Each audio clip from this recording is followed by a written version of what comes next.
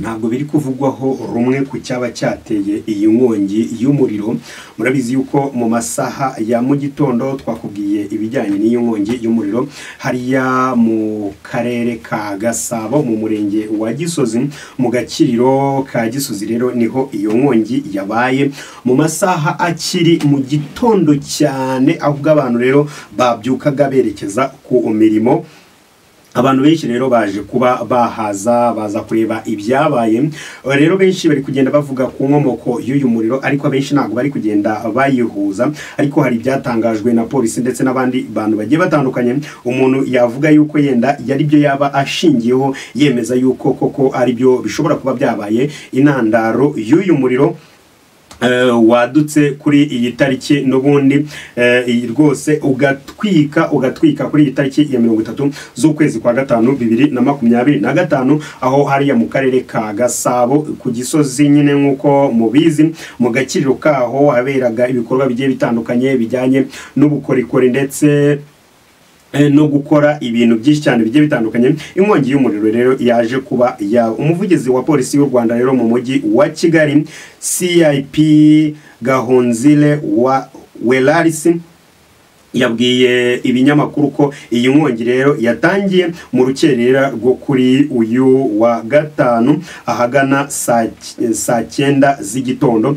N'ubwo ngo ubundi abenshi bari kugenda bahuza saa 9 ndetse hagati ya saa 9 na saa 11 ko ariho abantu batangiye kubona iyo nkongi, ariko gusa polisi niko yaje kuba yatangaje. Kandi uyu muyobozi yongeyeho ko yereho kugeza mu masaa 2 za mu gitondo bari bakizimya inkongi yari yabaye karabutaka. Uko rero ibintu byakomezaga kugenda bifatwa niko umuriro warushagaho kugurumana. Mu gitondo twakwerekaga amafoto atagaragara neza ubona ko ari umuriro ugitangira, ariko byageze rwose mu masaa 12 n'igice umuriro urakomera cyane. Uyu muyobozi rero yagize ati icyayiteye rero ntabwo turakimenya neza, turacyakora igikorwa cyo kuzimya kugira ngo bibashe kuba byamenyekana neza. Muri aya masaha rero y'ikigoroba, ibyo yabivuze mu gitondo, ariko mu masaha y'ikigoroba byaje kuba byagenda bitangazwa ahanini bivuzwe n'abantu bahegereye, ibindi bikavugwa n'abantu bahakorera icyaba cyateye uyu muriro. Benshi baganiriye n'itangazamakuru bagaruka ku bibazo by'uko nta bwishingizi ahangaha hafite. Iyo ugiye kwaka ubwishingizi bakubwira yuko bidashoboka bitewe n'uko n'ubundi aka gakiriro ari ahantu hakunda gushya, nk'uko turi bugende tugarukaho, kuko inshuro ibaye iya gatatu nyuma y'uko aka gakiriro kavuguruwe kameze neza gahiye, bikagenda bibangamira abantu benshi, baba abahakorera ndetse n'abahakoresha ibintu bigiye bitandukanye. Muri rusange ni ibintu bigaragara yuko bibabangamiye, kandi nabo bari kugenda bagarukaho ku giti icyabo. Agakiriro ka Gisozi rero uri kugenda ubibona aho ngaho waciyeyo umwotsi wari umeze nabi mu kirere. Aka gakiriro rero gakorerwamo imirimo y'ubukorikori, y'ububaji ndetse n'ibindi bigiye bitandukanye. Mu bubaji rero nibwo bwiganjemo cyane muri aka gakiriro kaherereye mu murenge wa Gisozi, ni mu karere ka Gasabo. Rero hafashwe n'inkongi ikomeye cyane y'umuriro. Ni inkongi rero yatangiye mu masaha ya saa 10 n'igice gutyo, saa 9 gutyo. Benshi niko bari kugenda bahuza, nk'uko rero abaturage baganiriye n'itangazamakuru nyuma y'iminota itageze ku 10 gusa. Ishami rya polisi n'ubundi polisi y'u Rwanda tunayishimire, reka nibajya bakora ikintu cyiza. Umuntu najya akora ikintu cyiza ujye umushimira, umufelicite n'iki. Polisi y'u Rwanda tuyiziho kubanguka kandi igatabarana ibakwe, kuko abaturage ku giti cyabo mu buhamya batanze bavuze yuko mu minota itageze ku 10 gusa ishami rya polisi rishinzwe kuzimya inkongi ryahise rihagera vuba na bwangu, ubundi bagahita batangira kuzimya. Rero uko amasaha yagendaga yicuma niko umuriro wakomezaga kugenda wiyongera, ahanini rero bitewe n'imiterere y'aha hantu. Igice cyabanje gushya ni igikorerwamo ibikorwa by'ububaji, cyari kirimo imbaho ndetse n'indi miti ikoreshwa mu gufatanya izo mbaho kugira ngo bagire ibintu bakoramo bindi bitari izo mbaho. Ibintu bya furniture making namwe mugomba kuba mubizi, muranabizi cyane. Ako gace rero niko kafashwe, bituma n'utundi duce tugiye dutandukanye dukomeza kugenda dufatwa. Uko amasaha agenda aza umuriro ugakomeza kugenda ugwira. Ako gace rero kahiye kari karimo kandi matera nyinshi zigiye zitandukanye n'ibindi bikoresho byifashishwa mu gukora imisego y'intebe muri rusange. Ntabwo rero bizwi neza icyaba cyateye iyi nkongi nk'uko abantu bari kugenda babigarukaho. N'iyi ngingo turaza kugenda tuyigaruka tukwereka icyaba cyateye iyi nkongi bitewe n'uko abantu bari kugenda babivugaho. Reka tukwibutse yuko iyi ari Wasam TV show. Ukore subscribe kugira ngo tujye tujyana mu biganiro bigenda bikurikira iki ngiki utazacikwa habe na gateye. Kugeza rero mu masaha ya 2 z'igitondo ibikorwa byo kuzimya iyi nkongi byari bigikomeje, ndetse byageze naho hitabazwa imodoka zikomeye cyane zishinzwe kuzimya umuriro ku kibuga cy'indege cya Kigali i Kanombe, ikigo cya international i Kigali hariya i Kanombe. Akaba iyo modoka nayo yaje gutanga umusada kugira ngo barebe yuko iyi nkongi yazima burundu. Usibye rero ibyangiritse nta muntu n'umwe wigize uburira ubuzima cyangwa se ukomerekera muri uko gushya kwa hantu, uretse ibikoresho. Urabizi yuko abantu benshi nyine hakoreragamo abantu benshi cyane, harimo ubutunzi bukomeye cyane, kuko harimo umugabo watanze ubuhamya, wenda nabwo turaza kubukugezaho, bw'ukuntu yabuze asaga miliyoni zigera muri 18 kandi baranabimye n'ubwishingizi, akaba ari amarira menshi cyane. Rero ari naho dufatiraho akanya ngo twihanganishe abakoraga ahangaha muri aka gakiriro, ababonaga amaronko ariho, kubera ko buriya ntuzabone ngo umuntu akora mu gakiriro gusa agira ngo niwe bifitiye akamaro. Oya, bifitiye akamaro u Rwanda rwose. Reka nguhe urugero rutoya. Umuntu uzaha ku gakiriro atega moto, imodoka cyangwa se igare. Ibyo ni ibinyabiziga hano mu Rwanda bikora cyane. Iyo abiteze, wa munyonza ababonye amafaranga, wa mumotari ababonye amafaranga, wa munyemodoka akababonye amafaranga, bakayatanga nabo mu bindi bintu byinshi bagenda bakora, ugasanga ni transaction, na amafaranga ahora azenguruka, bigaragaza yuko umuntu nyine bimeze fresh. Nuko rero bimeze rero amafaranga akomeza kugenda azenguruka. Nuvuge ngo byahiye wenda se bo bahombye, n'igihugu muri rusange ubu ngubu twahombye. Banagurana megarega bakareba n'ibiganiro byanjye, maze views zigakomeza zikiyongera. Ariko se iyo cyo cyabaye byaba reka da. Uwo mugabo rero n'uwitwa Nshimiyimana Alexandre wakoreraga muri aka gakiriro ka Gisozi, ahahiye rero ngo yari afite icyumba kirimo utubati, ibikoresho n'inzugi bigiye bitandukanye. Rero we yavuze yuko yahombye miliyoni zigera kuri 18 kandi yaragerageje kwaka ubufasha bw'uko bamuha ubwishingizi bikaza kugenda binanirana. Uri kumva ko uno mugabo n'umuntu yahuye n'iki kibazo bikomeje kugenda bibi cyane. Kimwe rero n'abandi benshi bakoreraga muri aka gakiriro, Nshimiyimana nta bwishingizi na bukeya yari afite. Ati rero nta bwishingizi nagiraga, ariko narindi kubushakisha. Rero ubushize nagiye kubushakisha, ngezeyo nsanga igishoro cyanjye ni gikeya. Ati rero mbonye ko nakora ku gishoro mbona bitazavamo n'ibindi bintu byinshi cyane. Ni amagambo ya Nshimiyimana avuga yuko nta bwishingizi yari afite. Bivuze yuko umuntu wari uri muri aka gakiriro nta bwishingizi afite,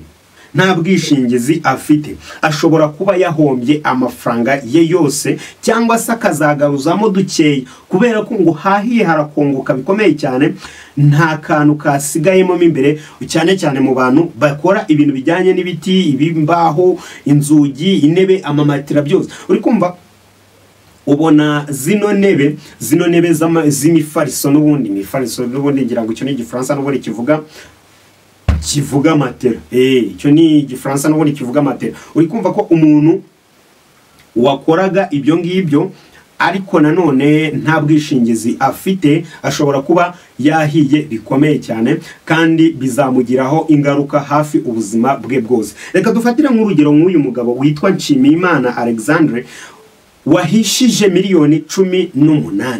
Miliyoni 18 ni amafaranga menshi bro, ni amafaranga utapfa kubona, ni amafaranga menshi cyane. Nawe ubwawe wicaye aho ngaho uramutse uyumvishije ngo umuntu bayamwibye cyangwa se wayatoye rwose, watushima Imana wayatoye, wayatayeho no kwiyahura ufite umutima woroshye wajya, ariko kwiyahura nago ari byiza, rero uri kumva ni igihombo gikomeye cyane cyahuwe n'aba bantu bahuye n'igihombo gikomeye cyane kuba batazongera gukoresha aka gaciro vuba bitewe n'uko kagiye gusanurwa n'ibindi bintu byinshi cyane bigiye bitandukanye. Uvuga rero ikibazo cy'ubwishingizi ndetse n'ibindi bibazo birimo muri aka gakiriro, harimo ikibazo cy'ubwishingizi gikomeye cyane, kubera yuko abantu bagana ibigo by'imari, ibigo bitanga ubwishingizi harimo nyinshi cyane rwose, ibigo by'ubwishingizi za Radiant n'ibindi bintu byinshi cyane bigiye bitandukanye, za Sanlam n'ibindi bigo byinshi cyane, mugenda mubyumva. Aba bantu rero ngo banga kubahereza ubwishingizi. Ntabwo dupointinze tuvuge ngo kanaka niwe wabubimye cyangwa iyi societe niyo yabubimye cyangwa iki kigo runaka nicyo cyabubimye, gusa uko bagaragaye ku binyamakuru bigiye bitandukanye, ujye kwa inyarwanda.com, ujye ku Gihe, barabikubwira bakubwire yuko abantu bagira ibintu by'ubwishingizi babimye ubwishingizi bitewe n'impamvu tugiye kugarukaho, nawe ushobora kuba wayumva.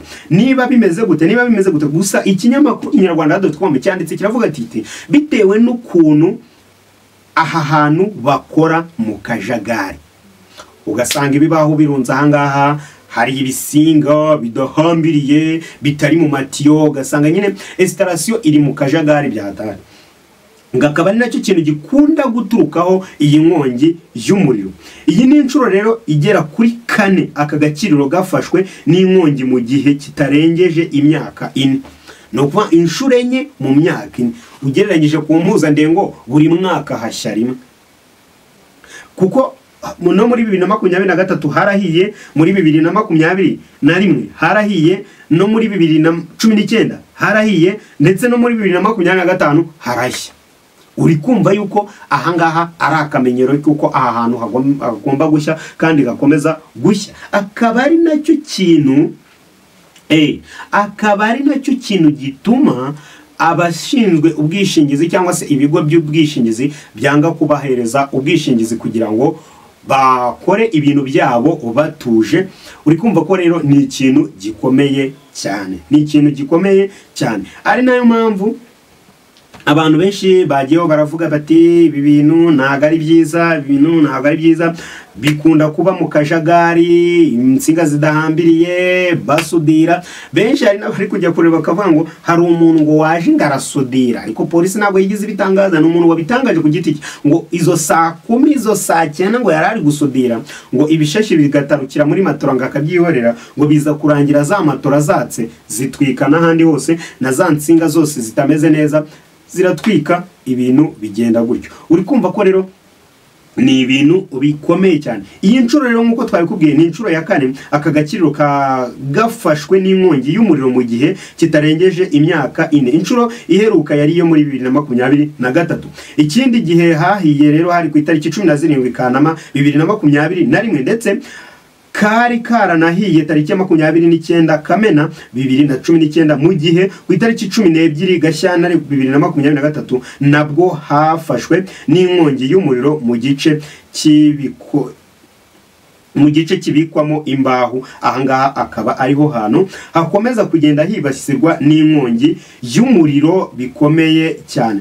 Ahangaha rero wakomeje kugenda ubona amafoto, hari abantu bakunda kubona amafoto bakavuga ngo iki kintu kibona kiri gustraightinga ngo byabaye gute. Na agakinjiro ka Gisozi mu mujyi wa Kigali mu karere ka Gasabo kafashwe n'inkongi mu rukerera rwo kuri uyu wa 5. Ibintu rero byinshi bikaba byahiye, byinshi byakongotse. Hitabajwe rero ubufasha bukomeye cyane, polisi yatabariye ku gihe, ariko biza kuba iby'ubusa bitewe n'ibintu byashyaga bikomeye cyane. Ahangaha rero haje kugira gutya hitabazwa imodoka, ikimodoka karabutaka gishinzwe kuzimya umuriro mu gihe ku kibuga cy'indege haba hahiye. Kiza ahangaha rero gufasha ishami rya polisi rishinzwe kuzimya inkongi y'umuriro. Bikaba rero kuri iyi nshuro ukugeza aya masaha uyu muriro ukaba wazimye, ariko hataramenyekana neza nyirizina intandaro y'iki gikorwa cyo kuba ahangaha haba hahiye.